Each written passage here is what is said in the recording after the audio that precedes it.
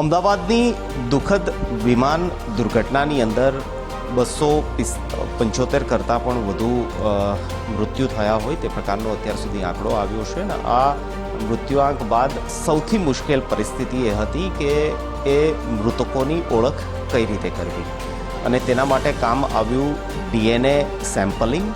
ગાંધીનગર સ્થિત એનએફએસયુની અંદર હાલ અમે છીએ એ લેબમાં છીએ કે જ્યાં ડીએનએ પરીક્ષણની કામગીરી ચાલી રહી છે અને ખૂબ જ ઝડપથી એ પરિવારજનોને હવે તેમના પરિજનના મૃતદેહ જે છે તે ડીએનએ પરીક્ષણના આધારે મળી રહ્યા છે. કઈ રીતે આ ડીએનએ પરીક્ષણની કામગીરી થતી હોય છે, કયા પ્રકારના પડકારો હોય છે, આ તમામ બાબતોને લઈને આપણી સાથે વાત કરવા માટે એનએફએસયુના સેન્ટર ઓફ એક્સેલન્સ ડીએનએ ડિપાર્ટમેન્ટના હેડ ડૉક્ટર ભાર્ગવ પટેલ સાહેબ છે. પટેલ સાહેબ, પહેલાં તો એ કે આપના આંખોમાં પણ ઉજાગરો દેખાઈ રહ્યો છે, કારણ કે અમને માહિતી મળી કે સતત 24 કલાક 48 કલાક સતત રીતે આપ કામ કરી રહ્યા છો અને પરિજનોને તેમના ડેડ બોડી જે છે તે મળી રહ્યા છે, મૃત આત્માઓને તેમના અંતિમ સંસ્કાર હવે થઈ ગયા છે. કેટલું ટફ હતું આપના માટે પહેલાં તો આ જે 2-3 દિવસ પસાર થયા હતા? જે ઘટના બની એની 15 જ મિનિટમાં અમારી લેબોરેટરીની પ્રિપરેશન ચાલુ થઈ ગઈ હતી. અમારા વાઇસ ચાન્સેલર માનનીય ડૉક્ટર જે.એમ. વ્યાસ સાહેબના માર્ગદર્શન નીચે અમારી આખી ટીમ તરત જ એલર્ટ મોડમાં આવી ગઈ અને અમારી લેબ સેમ્પલ ગમે ત્યારે આવી શકે તેના માટે તરત તૈયાર થઈ ગઈ. અને લગભગ બીજા દિવસે અમને સવારે ઘણા બધા પાર્સલમાં સેમ્પલ અમને મળવા લાગ્યા સતત ને સતત. એના ત્યારથી લઈ અને અમારી જે 25 જણની જેની અંદર ડૉક્ટર મલય શુક્લા, ડૉક્ટર વિશાલ મેવાડા અને એમની સાથેના રિસર્ચ સ્કોલર, અમારા સાયન્ટિફિક ઓફિસર્સ, અમારી સાયબરની ટીમ, અમારી કોમ્પ્યુટરની ટીમ, અમે એ વ્યાસ સાહેબના માર્ગદર્શન નીચે સતત સરસ રીતે એનું આયોજન કરી અને સેમ્પલ જેટલા ઝડપથી થઈ શકે એટલા ઝડપથી અમે એને વધારે સારી રીતે અને સચોટ રીતે પ્રોસેસ કરી શકીએ. એમ ઝડપ તો ખરી જ, પણ એની સાથે ક્વોલિટીમાં કોઈ પણ પ્રકારનો કોમ્પ્રોમાઇઝ ન થાય અને ખોટી ઓળખ ન થાય એની પૂરેપૂરી તકેદારી રાખવા માટે અમે એનએફએસયુએ અમારું ઇનબિલ્ટ અહીંનું કમ્પેરિઝનનું સોફ્ટવેર વિકસાવ્યું અને એના લીધે આ પ્રોસેસ ઘણી ઝડપથી થઈ શકી. જેમાં ડૉક્ટર વિશાલ મેવાડાનો બહુ મોટો સહયોગ રહ્યો. અમારી સાયબરની ટીમે પણ બહુ સતત અમને મદદ કરી અને આ બધા જ રિસોર્સિસ ગણતરીની સેકન્ડોની અંદર, મિનિટની અંદર આ બધા રિસોર્સિસ જે જરૂર પડે તે અહીંયા મળી ગયા. એના પછી અમારી ટીમ, સાચું કહું તો શરૂઆતના 36 થી 40 કલાક કોઈ સૂવા નથી ગયું અને એના પછી પણ લગભગ દરેક ટીમ મેમ્બર અમારો 2 થી 3 કલાક જ નિંદ્રા લઈ રહ્યો છે અને આ સેમ્પલ અમે ઝડપથી આપી શકીએ એના માટેનો અમારો પ્રયત્ન છે. અચ્છા ડૉક્ટર સાહેબ, એ કહો કે જે પ્રકારની 1100 ડિગ્રીની અંદર બંધ થયેલ એ જે પણ સેમ્પલ જે છે તે કલેક્ટ કરવાથી લઈને અહીં ડીએનએની પ્રોફાઇલ મેચિંગ સુધી જે છેલ્લો તબક્કો હોય છે, કઈ રીતે આ કામગીરી જે છે તે થઈ છે? સામાન્ય ભાષાની અંદર સામાન્ય લોકોને સમજવું હોય તો કઈ રીતે આ ડીએનએ પરીક્ષણ થતું હોય છે, કઈ રીતે સેમ્પલ કલેક્શન થતું હોય છે? અહીં અત્યારે જે લેબની અંદર આપણે છીએ ત્યાં કયા પ્રકારની પ્રોસેસ? હવે જ્યારે સૌથી પહેલાં આ પ્રકારની ઘટના બનતી હોય ત્યારે મોટાભાગે લગભગ જે બોડી છે તે ચેડ એટલે કે બળી ગયેલી હાલતમાં આવતી હોય છે અને એ પાર્ટમાંથી, પોસ્ટમોર્ટમમાંથી જે સેમ્પલ જે થોડા ઘણા સારા કહી શકાય તેવા સેમ્પલ જો અહીંયા આવે તો એ સેમ્પલને સૌથી પહેલાં એનું documentation work, legal documentation work કરવાનું હોય છે અને એ લીગલ ડોક્યુમેન્ટેશન વર્ક કર્યા પછી તરત એ સેમ્પલ ઓપનિંગની પ્રોસેસ થતી હોય છે. જે અમારી બાજુની જે લેબોરેટરી છે સૌથી પહેલી, એની અંદર સેમ્પલનું ઓપનિંગ થતું હોય છે. એ સેમ્પલ ઓપન કર્યા પછી એની હાલત કેવી છે એના આધારે એની આગળની પ્રક્રિયા નક્કી કરવામાં. આ ઘટનામાં સૌથી વધુ જે ડેડ બોડી છે તેમાંથી સેમ્પલ શેમાંથી કલેક્ટ કરવામાં આવ્યું? તેનો કયો પાર્ટ હતો? તેનું હાડકું, તેના દાંત, શેમાંથી સેમ્પલ જે છે તે કલેક્ટ? મોટાભાગની ડેડ બોડીમાં દાંતનું સેમ્પલ જે છે એ આઈડિયલ ગણવામાં આવે છે અને સ્ટર્નમ બોનનું સેમ્પલ એને આઈડિયલ ગણવામાં આવે છે. કારણ સાહેબ, એનું કારણ એ છે કે દાંત અને સ્ટર્નમ બોન છે આપણા બોડીની એકદમ અંદરની સાઈડ હોય અને દાંત જે છે ને એ ખૂબ જ મજબૂત અને ખૂબ જ કઠણ આપણી ટિશ્યુ છે. એ ટિશ્યુમાંથી એ ઊંચા તાપમાન દબાણ અને એની અંદર જે પલ્પ હોય અને એની અંદરનું જે ડીએનએ છે એ સુરક્ષિત રહેતું હોય છે. એટલે મોટાભાગના આવા બળવાના કિસ્સાની અંદર દાંતમાંથી ડીએનએ મળવાની સંભાવના ખૂબ જ વધારે હોય છે.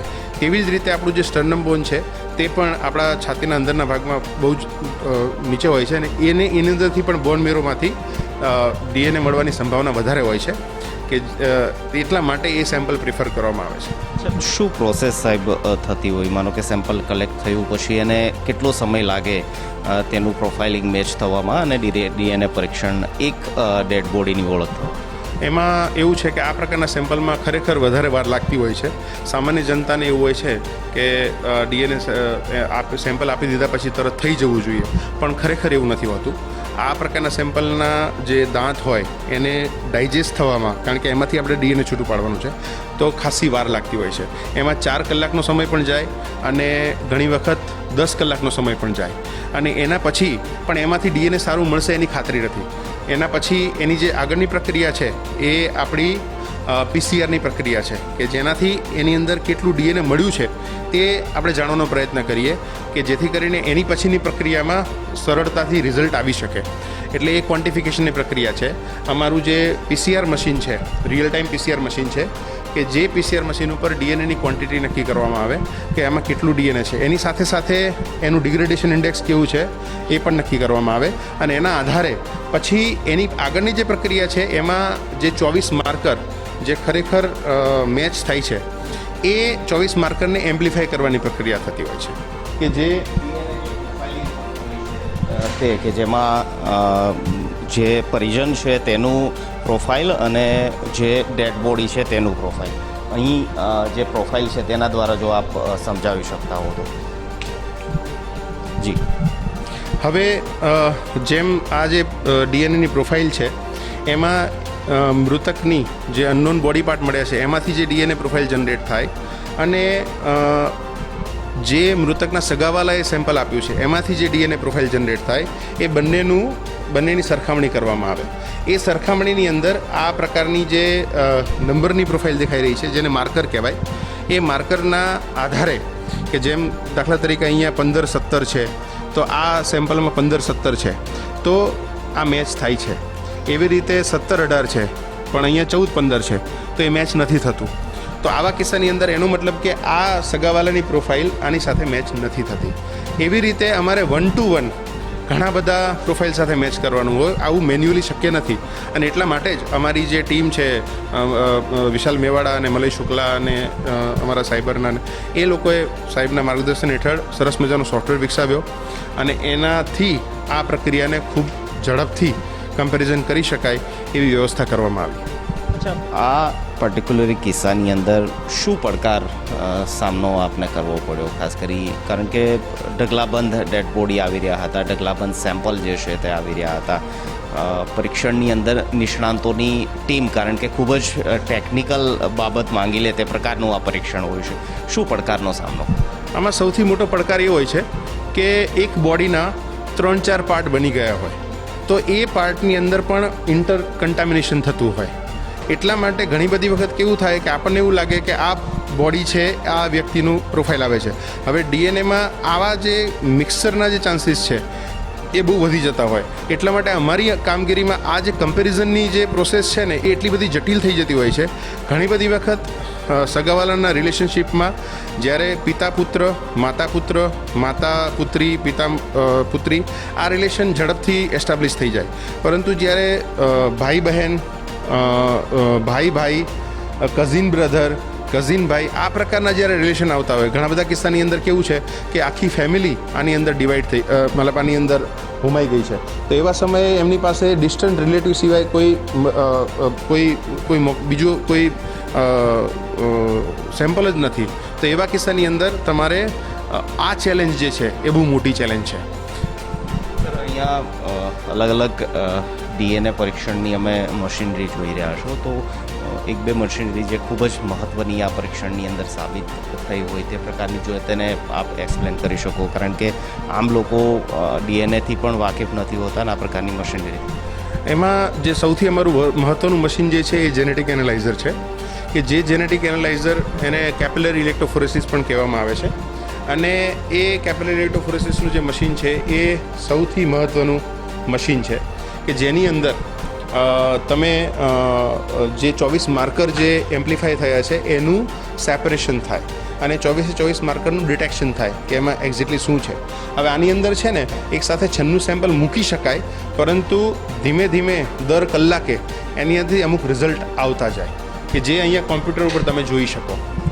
અને એનું જે ડેટા કલેક્શન સોફ્ટવેર છે એ ડેટા કલેક્ટ કરે અને એના પછી એની પ્રોસેસિંગની પ્રક્રિયા હોય કે જે સિગ્નલ આવ્યા છે એ સિગ્નલનું વૈજ્ઞાનિક રીતે એનું પૃથ્થકરણ થાય અને એના જે પીક આવ્યા છે એને પરફેક્ટલી એ સાચા છે અને એનું એનાલિસિસ થાય અને એના પછી એ બધા પ્રકારની પ્રોફાઇલ એવી રીતે ક્યુરેટ કર્યા પછી એનું કમ્પેરિઝન થતું હોય છે.